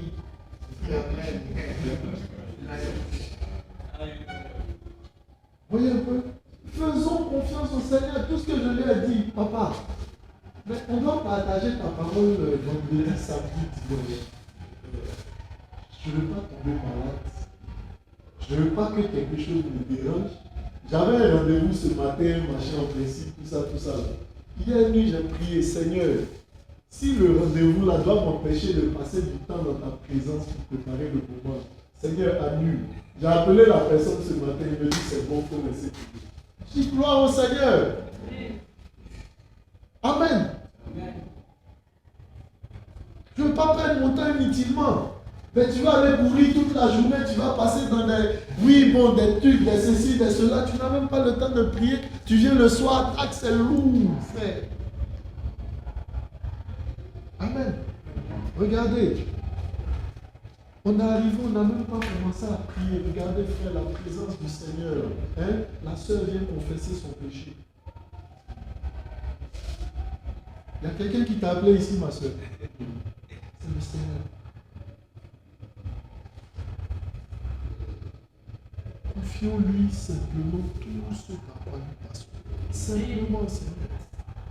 Voilà, tu vois. Ok, mais c'est bon.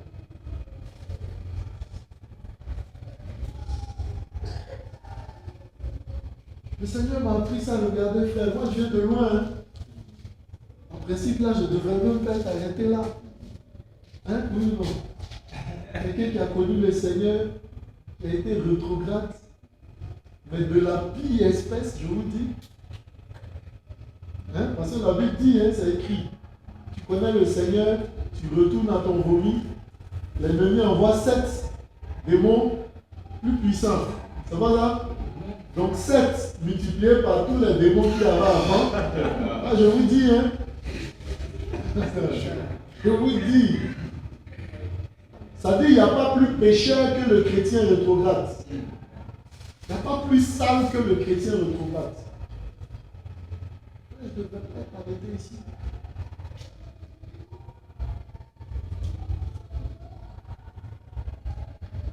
Mais le Seigneur fait grâce. Il fait grâce à celui qui se tient devant lui, qui lui demande pardon, qui avoue sa faute. Hein?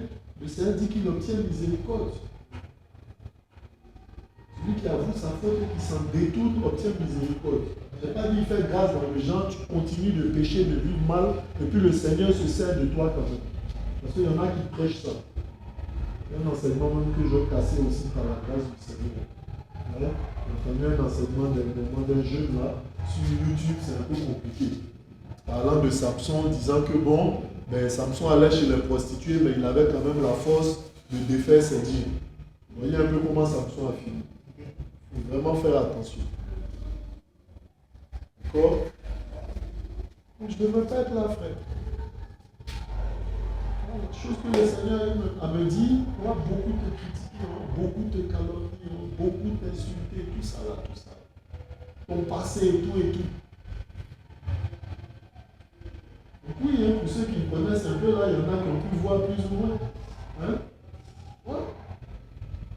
Et vous imaginez là, moi, constamment devant, Seigneur, on me critique, tu as péché. Ou bien tu n'as pas péché? Alors, tu as péché, non? Ou bien? Oui, on t'a parlé du péché. Oh, tu as dit, le Seigneur, si c'est à cause de ça, non, c'est bon, là, je ne marche plus avec toi. Celui qui t'a envoyé dans le péché, là, demandons un peu à David, là. Hein? Quand il allait avec Bathsheba, là, que le Seigneur l'a frappé, l'a chassé du trône, son fils a pris sa place. Hein?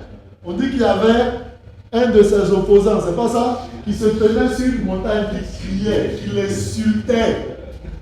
Il y a un des serviteurs de David qui est venu à côté qui dit au roi, laisse-moi, je vais régler ça vite, il ne va plus parler.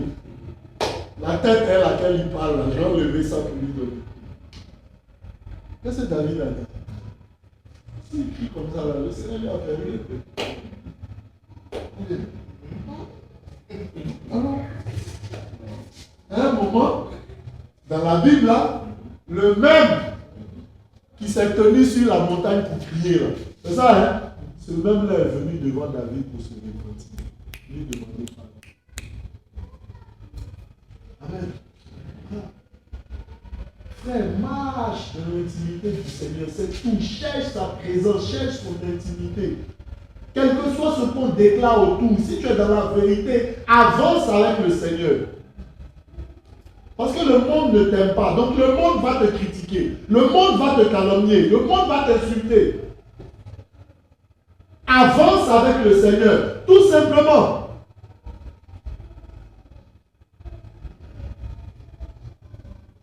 Dans la banque, là, le Seigneur, il était couché, il dormait.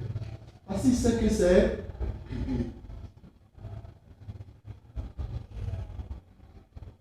Il faut que nous apprenions à faire confiance au Seigneur. Amen. Amen. Et le Seigneur, justement, nous fait passer par beaucoup d'épreuves pour que nous apprenions à lui faire confiance. Abraham ne voulait pas qu'arrivant en Égypte, on prenne sa femme. C'est pas ça? Abraham ne voulait même pas connaître la famine qui allait l'obliger à aller en Égypte. C'est pas ça? Il ne voulait pas se retrouver à Guéra pour que là-bas on prenne sa femme. Oui ou non? Voilà. Mais toutes ces choses-là, il passait par ces choses-là et chaque fois que le Seigneur se glorifiait, il grandissait dans la foi, dans la confiance. Donc il faut que nous passions par certaines choses, frères et sœurs dans l'église, pour croître spirituellement.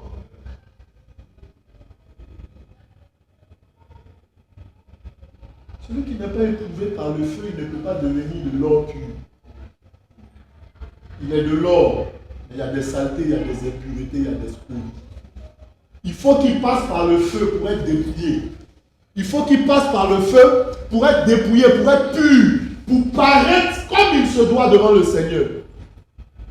Pour être agréable, pour être utile, pour être précieux.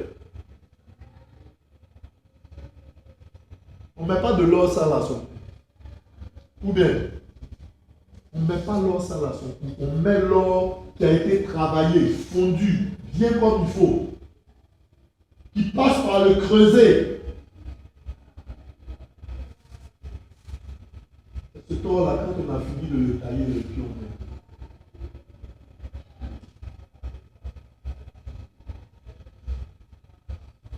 Donc oui, tu peux être de l'or, mais si tu as de l'or encore avec les scories, tu n'es pas utile. Tu ne fais pas bijou avec.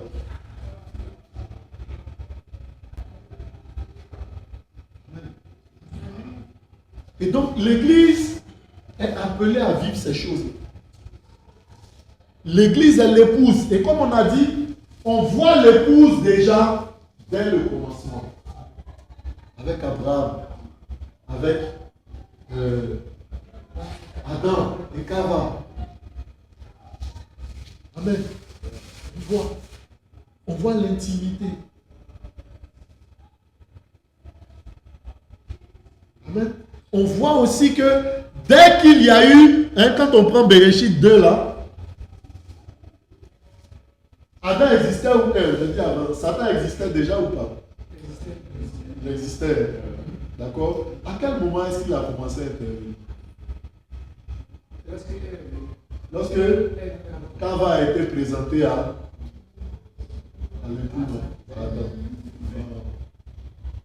Donc beaucoup vivent à l'aise. Oui, voilà, bon, on fait le show, on danse, on s'amuse, il y a la joie, la vie est belle, tout ça, c'est pas ça?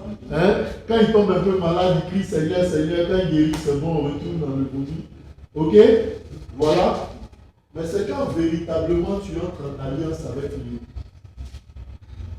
Véritablement. C'est là que Satan vient. Tu lis, hein, ma soeur. C'est à partir du moment où tu décideras de marcher avec le Seigneur véritablement, Église, que l'ennemi va se lever.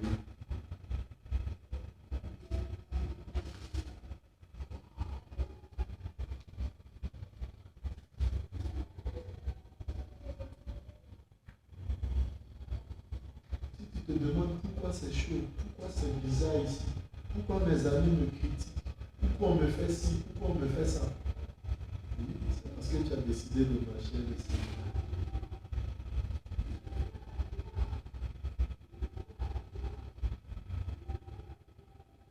Pourquoi on veut attenter à ma vie? Pourquoi on veut détruire ma vie? Pourquoi Satan se lève? Pourquoi l'ennemi se lève? Avant là, ça allait bien, c'est pas ça? Oui, j'étais avec lui. Tu n'avais aucune raison de te frapper, de te pourchasser. Hein? Non? Tu décides de partir, tu entres dans une autre alliance. Mais c'est clair. Qui ne va pas laisser les choses passer comme ça aussi facilement. Amen. Voilà. va se battre pour te récupérer. D'accord? Voilà. Et Amen. Ça, vous voyez, c'est une première présentation de l'Église, appelée O2. Il y a beaucoup d'autres choses à dire. Beaucoup. Là, on n'a vraiment fait que entamer. D'accord? Voilà. Il y a une autre définition de l'Église qui est l'Assemblée. Ok? Il est déjà 21h. D'accord? Est-ce qu'on a le temps? Oui, on fait ça demain. Hein? Il est déjà l'heure. Hein? On fait ça demain. D'accord? Voilà. Donc demain, on va parler de la définition de l'Église en tant qu'assemblée. Aujourd'hui, on parlait de appeler hors d'eux. Et de ce qu'il y a dans le fait d'être appelé hors. Et on a vu aussi que dès le commencement, le Seigneur avait cette vision-là de l'Église. Donc on voyait l'Église cachée dans la parole du Seigneur. D'accord? Elle n'était pas encore révélée. Pourquoi? Parce que son temps n'était pas encore arrivé. Amen? Voilà. D'accord? Donc on parle pour l'instant des choses cachées. Ok? Et puis, quand le temps arrivera, on parlera aussi de ce qui est arrivé. Amen? Peut-être que c'est là qu'on parlera du fonctionnement, tout ça.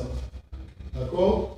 Hein? Pour l'instant, c'est bon qu'on puisse comprendre quand même les origines de ce dans quoi on est. Église, église, église, église. Je vais à l'église, je vais à l'église. Tu es de quelle église, tu es de quelle église, tout ça, tout ça. Frère, quand vous voyez ça, là, est-ce qu'il y a beaucoup d'églises? Pas beaucoup d'églises. Amen. Il y a une seule épouse. Ça va, non? Il n'y a pas la polygamie. Une seule épouse. Amen. Hein?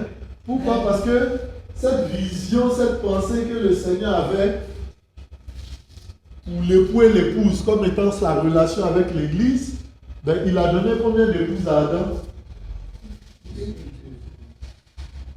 Donc, dès le commencement, on voit que Gédéon, c'est un gros menteur, c'est un sataniste. Ça va, non? Et tous ceux qui défendent la polygamie n'ont pas la pensée du Seigneur. Vous voyez? L'époux, son épouse. Amen. On va se dire, il y en a beaucoup. Qui sera la femme du Seigneur là-bas? Hein? Ça va, non? Non, mon frère, il fait ça. Hein? C'est ça, non? Tu sais pas, hein? Voilà. Le Seigneur a une seule épouse.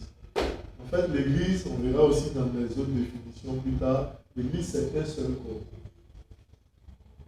Donc, toutes les personnes qui acceptent le Seigneur sont des membres, comme des parties du seul corps qui est l'épouse de l'époux. Ça va, non? Donc, il y en a qui sont les yeux, il y en a qui sont une partie de la peau, il y en a c'est le nez, tout ça là, il y en a qui forment toutes les parties du nez, toutes les parties des yeux. Où le corps est divisé en plusieurs cellules, non? Plusieurs organes. Les organes sont divisés en cellules. C'est pas ça? Et c'est divisé, pour bien voir même, il faut le microscope. C'est pas ça? Voilà. Le Seigneur, lui, il voit comme ça, là. Ses yeux sont plus forts que le microscope. Donc, il voit chacun des membres du corps. Chaque partie, chaque cellule, la plus infime, petite, la plus petite possible du corps. Et c'est toutes ces cellules-là qui forment un seul corps, le plus du. Amen. Amen. Au ciel là-bas, il n'y aura pas. C'était ma soeur, ma femme sur terre, donc le ciel aussi c'est ma femme. Au ciel, tout le monde l'épouse et l'épouse. Donc ici là, le Seigneur permet ça Voilà, c'est pour que nous soyons un peu contents, tout ça, qu'on puisse s'aider pour prier, qu'on puisse aussi engendrer, former, bâtir des gens qui vont connaître le Seigneur, en leur donnant l'éducation qu'il faut, en ayant une cellule. Ça va, non? Hein? On a parlé de culture. Vous voyez? Donc, culture-là ne nous ont pas enseigné le Seigneur. Hein? Ah. Alors que toi, tu es dans le Seigneur, ta soeur en Christ est dans le Seigneur, vos enfants, vous devez leur inculquer la culture du Seigneur, la culture du royaume, et non la culture BT, ou la culture Guéré, ou la culture Dida, ou la culture Djoula, peu importe, je ne sais pas, ou Baoulé, ou quoi, tout ça là. Non. C'est ça, quitter sa patrie, quitter la maison de son père. Ça va, non? On a des Abraham et Sarah, le frère et la soeur. Bon, ben voilà, au lieu de donner une éducation chrétienne aux enfants, de donner l'éducation chrétienne aux enfants, c'est pas venir avec eux dimanche à l'assemblée ou bien vendredi à l'assemblée. La Bible dit de ne pas mentir, non. Toi, à la maison, tu mens. L'enfant n'est pas obligé de savoir que papa a menti ou n'a pas menti.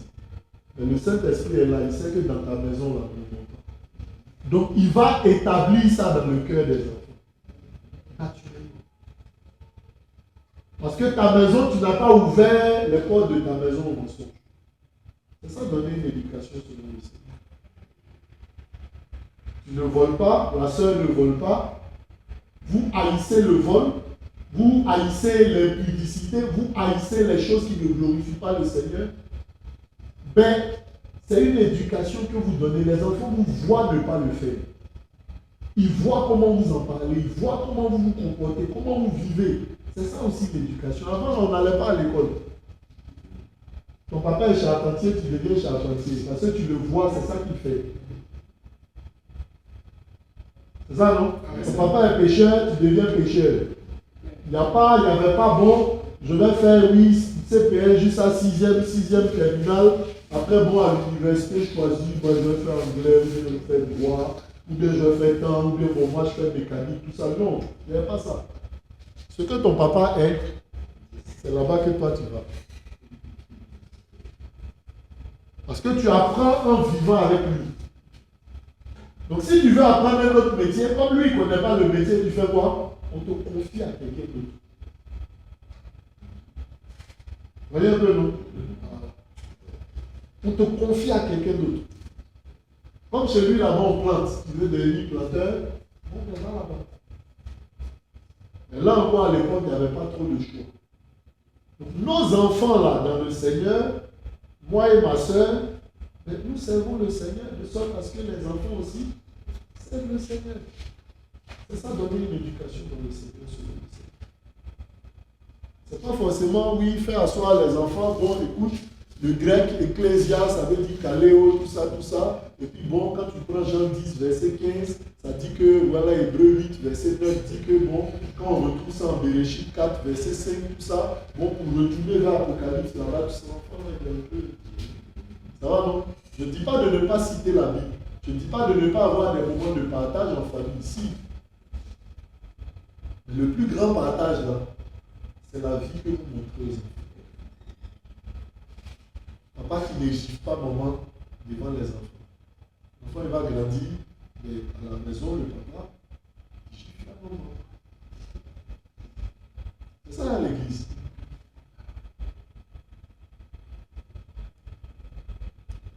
Maman qui ne crie pas sur papa devant les enfants, ou bien papa qui ne crie pas sur maman devant les enfants, ou bien on ne s'insulte pas devant les enfants, tout ça, on se parle avec amour, tout ça, dans la paix et tout. Bon, ben voilà, oui, les enfants, ils apprennent. C'est ça une instruction selon le Seigneur que l'on donne aux enfants. Les enfants qui voient papa et maman crier. Ils ne voient pas tout le temps le papa devant la télé en train de regarder Didier Drogba ou bien je ne sais pas quoi.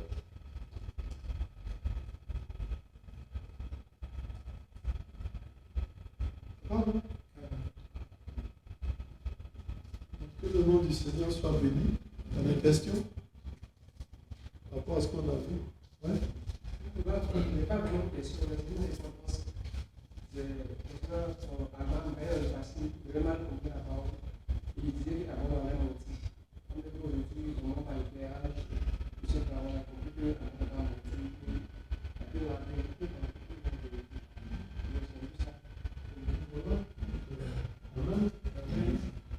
Donc épousons nos sœurs dans le Seigneur.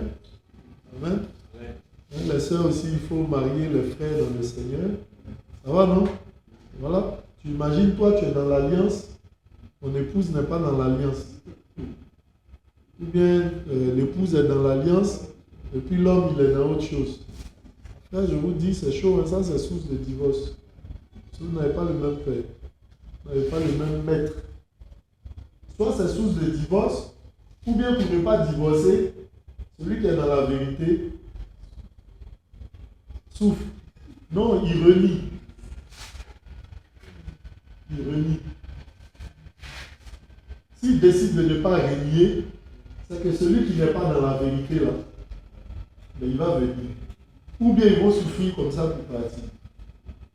Mais comme ils sont unis à le lien du mariage, à le divorce. D'accord?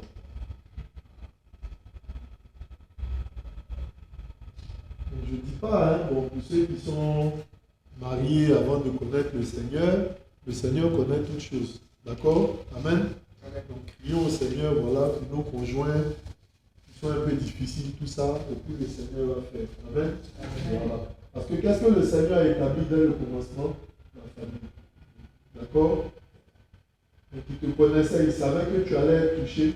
D'accord? Mais il est capable aussi de toucher ton époux. Toi, tu dois fléchir, prier. Ou bien il est capable de toucher ton épouse, tu dois fléchir, prier. Amen? Voilà. Sans passer, oh Seigneur, tu as vu, il m'a incité aujourd'hui. Seigneur, je ne me supporte plus. C'est pas ça? Hein?